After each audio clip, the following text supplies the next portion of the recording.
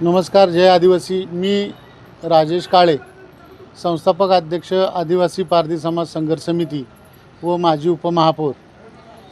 2026 सोलापूर महानगरपालिका सार्वत्रिक निवडणुकीमध्ये प्रभाग क्रमांक 24 ब मधून अनुसूचित जमाती महिला प्रवर्गामधून माझ्या मिसेस उभ्या होत्या आणि जात पडताळणीच्या वेळेस इथं आम्ही ज्या वेळेस छाननीच्या वेळेस ऑब्जेक्शन लावलं होतं, तर काही दबावाखाली निवडणूक अधिकाऱ्यांनी तो आमचा जे आम्ही मागणी केली होती ती फेटाळली.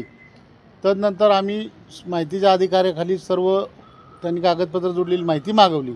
यामध्ये आमच्या विरोधात जे जिंकून आलेत वनिता संतोष पाटील ह्या मूळ रहिवासी सलगर, तालुका अक्कलकोट, जिल्हा सोलापूर इथल्या आहेत. त्यांचे पुरावे आम्ही गोळा केलेले आहेत.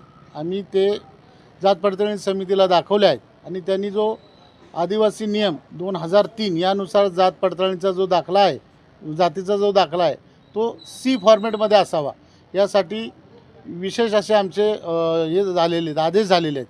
पण तो दाखला त्यांनी त्या फॉर्मॅटमध्ये नव्हताच आणि सर्व माहिती मूळ जन्मगाव जरी सलगर असलं तरी पनवेल इथून काढला आणि कोकणमध्ये कोकण विभाग ठाणे इथं त्यांनी तो दाखल केला आणि तिथून तो दाखला त्यांनी कशा पद्धतीने काढला याच्यामध्ये फौजदारी होणार आहे की जिथं मूळ गावी जिथं जन्म झाला आहे तिथं दाखला काढावा. जातीचा दाखला काढण्याच्या नोंदी, जन्म नोंदी त्या तालुक्यात त्या तहसीलला असतात असा शासनाचा नियम आहे. पण हा दाखला जन्माचा इथं त्यांनी सांगतायत आणि तिथं काढतात, त्याच्यामध्ये फार मोठे तफावत आहे.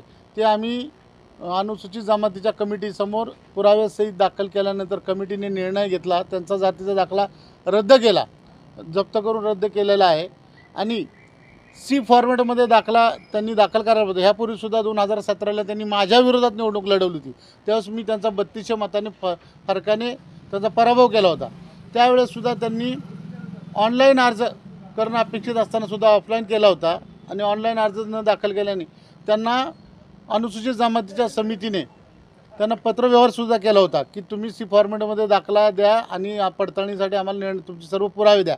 त्यांनी हेतू पुरस्कार ती जात पडताळणी होणार नाही यामुळे त्यांनी तो तसंच 2017चं प्रकरण ठेवलं आणि आता ह्या निवडणुकीमध्ये पुन्हा एकदा हमीपत्रावरती ही निवडणूक लढवली आणि ही निवडणूक लढवताना आम्ही स्वतः याच्यावर ऑब्जेक्शन घेतल्यावर इथं फेटाळण्यात आलं. पण न्यायदेवता आमच्याबरोबर आहे. अजून त्यांना सभागृहात जायच्या अगोदरच तो दाखला जप्त झाला आहे आणि आम्ही त्या माध्यमातून कॅवेटसुद्धा दाखल केलेली आहे. आता आमची केस हायकोर्टमध्ये 1-2 महिन्याच्या पलीकडे लागणार नाही, कारण आमचे सर्व पुरावे आम्ही तिथं दिलेले आहेत. त्या मूळच्या सलगर